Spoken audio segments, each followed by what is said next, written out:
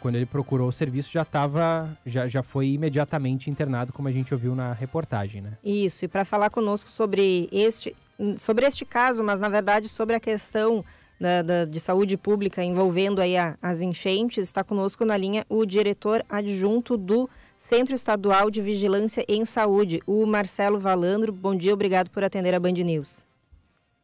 Bom dia aos ouvintes, bom dia a todos, estamos à disposição.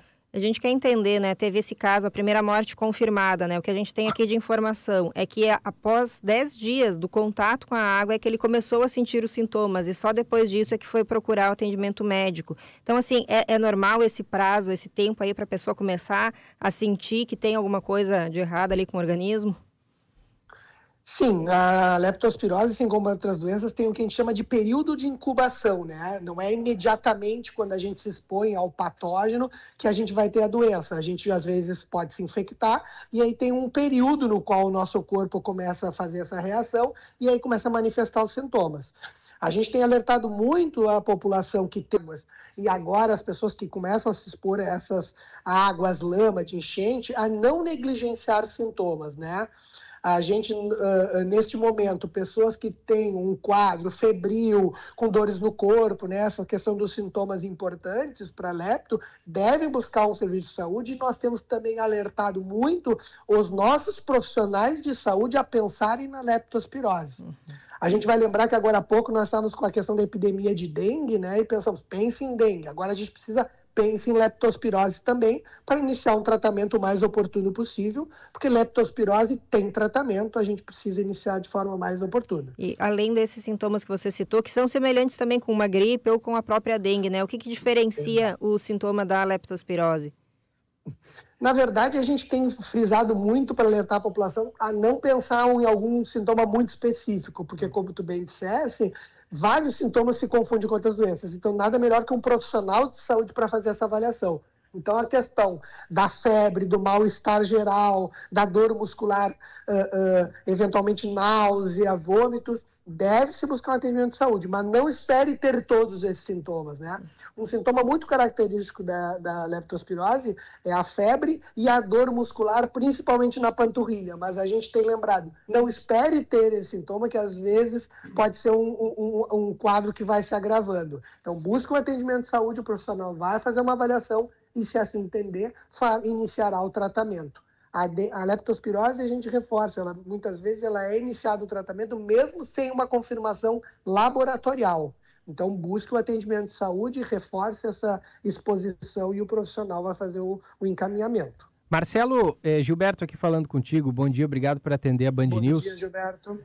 Além dessa orientação aos profissionais da saúde, o que se pode fazer de ação assim, macro para enfrentamento desses casos de leptospirose agora no Rio Grande do Sul, que devem ter um aumento significativo? Muito importante as pessoas se protegerem, mesmo que a gente pense que nós estamos numa situação, né, que vivemos, aquelas pessoas que tiveram na situação da enchente, isso aconteceu. Esses casos começaram a aparecer e vão eventualmente ainda aparecer alguns casos após esse período que a gente falou de incubação, que pode levar até 30 dias depois dessa exposição. Né? Alguns casos acontecem um pouco menos, um pouco mais.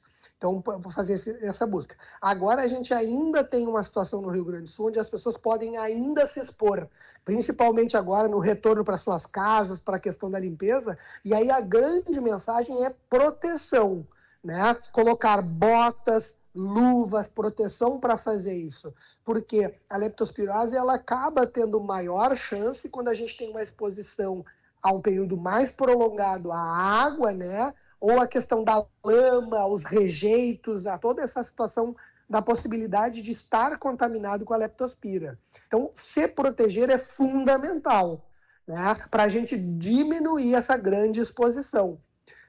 A leptospirose acaba tendo esse risco ainda maior nesses lugares onde a água está parada, tem uma concentração de lama nessa questão. Diferentemente, até naquele momento onde tinha aquele monte de água, né, correndo, as pessoas em água corrente, é mais difícil de se contaminar.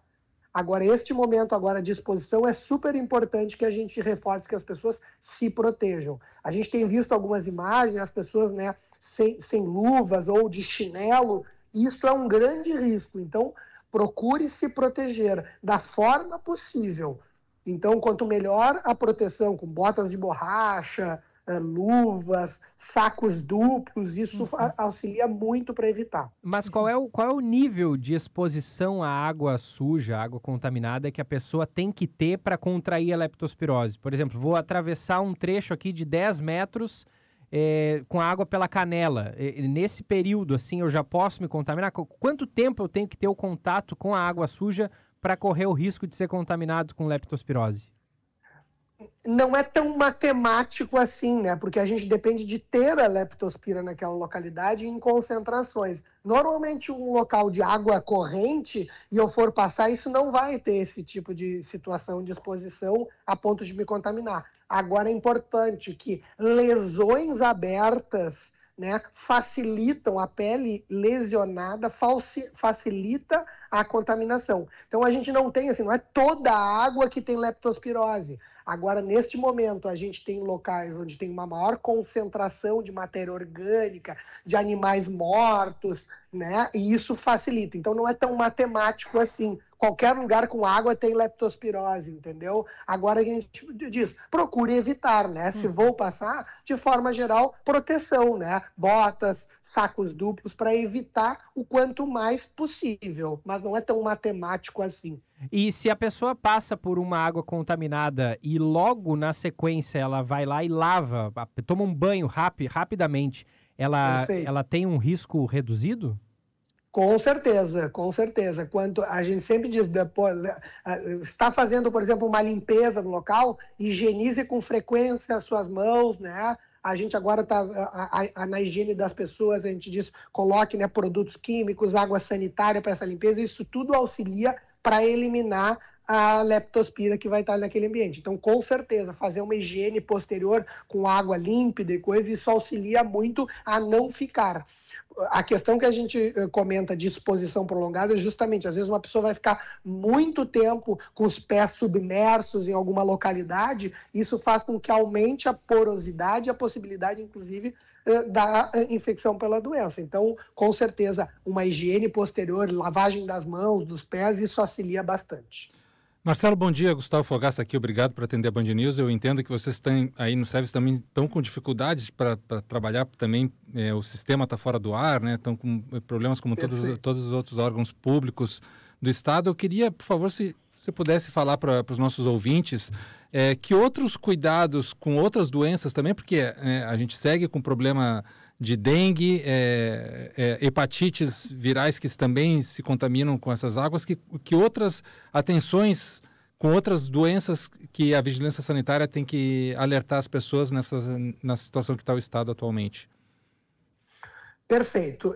Esse tipo de evento ainda ele se soma com várias outras situações e traz todas essas doenças com esses potenciais e ainda mais entrando agora num período de inverno aqui no Rio Grande do Sul, e essa condição também de pessoas abrigadas, né, onde se aglomeram, as doenças respiratórias têm uma preocupação muito importante, por isso que a gente tem reforçado e pedido muito às pessoas, vacine-se, né, não hesite. A gente está em uma campanha, né, da gripe muito forte, a vacina da gripe, a vacina da Covid, algumas doenças, outras como a hepatite, como tu bem disseste, tem alguns públicos onde se consegue ter a questão da vacina, mas também os cuidados de forma geral.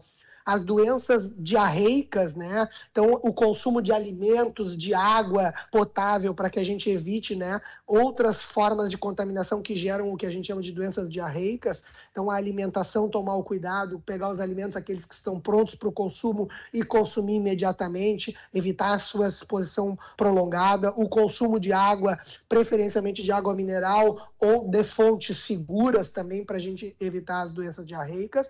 Como eu disse, as doenças respiratórias, a gente tem pedido para as pessoas tomarem bastante cautela, né?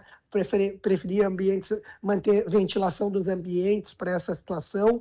Nós vínhamos vivendo uma epidemia de dengue muito importante e que ainda segue, então tomar esses cuidados também é importante. E diversas outras situações, então aquelas doenças imunopreveníveis, a pessoa buscar no serviço de saúde para ver o que está de acordo com a sua faixa etária no calendário, poder ter algumas doenças que têm a vacina. As medidas de higiene são fundamentais, nós ouvimos tanto durante a pandemia, né? A questão de higiene Sim. de mãos, a questão de higiene na preparação dos alimentos, a etiqueta respiratória, se eu estou, né, com alguma situação respiratória, eventualmente o uso de máscara, né? E também cuidar daquelas doenças crônicas nas pessoas que muitas perderam tudo, né? Nós temos reforçado junto aos nossos abrigos e os nossos municípios para poder alcançar essas pessoas, as suas medicações, para a gente evitar a descompensação de outras doenças que estamos vivendo aí. Perfeito, Marcelo Valando, que é diretor adjunto do Centro Estadual de Vigilância em Saúde aqui do Rio Grande do Sul. Vou voltar um pouquinho ali na leptospirose só para entender, né? A gente teve esse caso de óbito e isso preocupa muito, mas nem todos os casos podem resultar em óbito. A pessoa pode se recuperar. Ainda assim, fica com alguma sequela? Normalmente não, é uma doença que, se a pessoa bem manejada, vai fazer o tratamento, é uma bactéria, né? Faz um tratamento com antibiótico terapia e recupera-se bem. A maior parte dos casos vão cursar dessa forma. Alguns casos podem agravar os sintomas e causar algum tipo, né, de dano maior ao paciente e que muitas vezes aí acaba sendo manejado, inclusive, no âmbito hospitalar. Então, mas de forma geral, o tratamento ele é bastante eficaz, é uma doença que tem cura e que não costuma ter maiores problemas. Obviamente, nós temos pessoas com vulnerabilidades, né? Pessoas com condições de saúde mais com dificuldade, idosos, pessoas com imunocomprometimento e que daí requerem um cuidado ainda maior nesse sentido no curso de uma doença como essa. Como é que é o tratamento? A pessoa toma remédio, ela fica de repouso apenas? Como é que funciona? Isso, a pessoa faz o tratamento, né, assintomático, é uma infecção bacteriana, vai fazer tratamento com antibiótico e outras medicações de suporte, eventualmente para controlar a febre, a questão de hidratação, né, e cada caso vai reagindo e eventualmente é manejado de certa forma. Mas é uma doença que acaba debilitando um pouco o indivíduo e acaba que o repouso é muito importante. No caso, esse senhor que morreu no município do Vale do Taquari, pelas informações que a gente tem da Secretaria Municipal da Saúde, ele foi buscar atendimento médico a partir do 3º dia de sintomas. O senhor considera que se a pessoa, assim, no momento que sentiu o sintoma e buscar atendimento médico, qual é a chance que tem de o quadro evoluir para a morte? A questão dessas doenças é muitas vezes a reação individual é importante e a condição daquele indivíduo também, né, para o curso melhor. Como eu disse, muitos casos vão cursar, inclusive, com pouca sintomatologia, a pessoa poderá nem vir a manifestar febre e acaba nem fazendo tratamento e vai ter uma evolução boa. Uhum. Mas várias outras poderão ter algum tipo de agravamento, né? Se bem manejado e tratado, vai cursar normalmente com um prognóstico bastante favorável e vai reagir bem. Alguns casos podem ter algum tipo de agravamento e comprometimento. A gente tem que avaliar, muitas vezes, o caso individual, né? Um indivíduo que já estava numa situação de fragilidade, toda essa questão exposta ao evento de alguns dias, talvez já com dificuldade de alimentação, de hidratação, aí se soma aí uma doença infecciosa junto, isso tudo soma, né, para que um prognóstico menos favorável como o que acabou acontecendo. Sim, vou te perguntar aqui, para a gente já encaminhando também para o encerramento, mas você falou, a gente vivia uma epidemia de dengue e agora o olhar ele tem que ser para essa questão da leptospirose, mas não, a gente ainda tem preocupação, né? O Estado ainda se preocupa com a questão da dengue, como é que está em termos de casos e de atendimento aí à população? E essa água, e até já emendo, essa água que agora fica parada, ela também é potencial criador, apesar de, porque o mosquito ele já se cria também em água suja, né? Então a gente também tem um problema agravado com essa água que está acumulando agora parada? A dengue ela segue sendo uma preocupação, né? Mas obviamente agora com toda essa conjuntura ambiental, a gente vai ter que ir avaliando o quanto isso vai impactar na doença. A gente precisa lembrar que nós já estávamos numa curva descendente da dengue. A gente está agora num período onde o inverno tende a diminuir a mobilidade do vetor e nós temos todo esse essa situação ambiental com fortes chuvas que muitas vezes atingem aos mosquitos, né, e eliminaram, né, vários desses mosquitos. Também essa questão das águas da enxurrada tendem a fazer uma grande movimentação disso, né, para a gente entender. Nós seguimos tendo os casos notificados, seguimos, né, tendo eventualmente alguns óbitos, mas essa conjuntura toda segue sendo uma preocupação, mas agora a gente vai ter que, no passar dos dias, e vendo como isso vai impactar na doença. Certamente imaginamos que a dengue deva ter um decréscimo importante, que naturalmente a sazonalidade já traz, e ainda mais somada a todo esse evento climático que nós tivemos, mas precisa estar no nosso radar e dos profissionais de saúde para devidamente ser acompanhado esses casos e assistidos a contento. Assim como teve uma epidemia de dengue, vocês acreditam que possa ter uma epidemia de leptospirose? Não acredito com esse tipo de termo de epidemia, mas com certeza teremos um aumento de casos de leptospirose acima do esperado, né, dentro dessa situação. Mas é uma doença tratada um pouco diferente, né, de como acontece com a dengue. A gente tem, além da leptospirose, não pode esquecer, né, e por isso que eu reforço aqui o pedido para vacinação. A gente está num período de inverno onde a gente já vinha preparando e já vem preparando o sistema de saúde para o atendimento, né, o aumento de casos respiratórios. As pessoas precisam, então, precisamos estar atentos enquanto população, enquanto serviço de saúde, para todas essas doenças que vão se somar aí, né? Então, a leptospirose, eu acho bem importante a gente frisar aqui que as pessoas se previnam, diminuam essa possibilidade de exposição para que a gente tenha menos casos e não negligenciem sintomas para que a gente possa tratar a contento.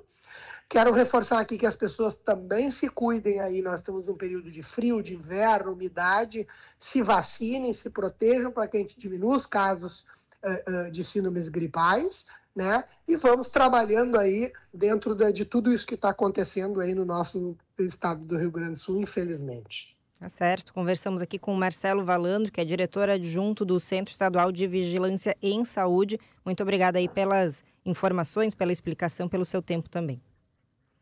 Eu que agradeço, nós estamos à disposição aqui e vamos superar isso juntos. Vamos sim, à disposição aqui também. Um abraço. Obrigado, bom trabalho. 10h30, então tá aí, importantes esclarecimentos, né, a respeito da leptospirose. Como disse o diretor adjunto, devemos ter sim um aumento considerável no número de casos, talvez não uma epidemia,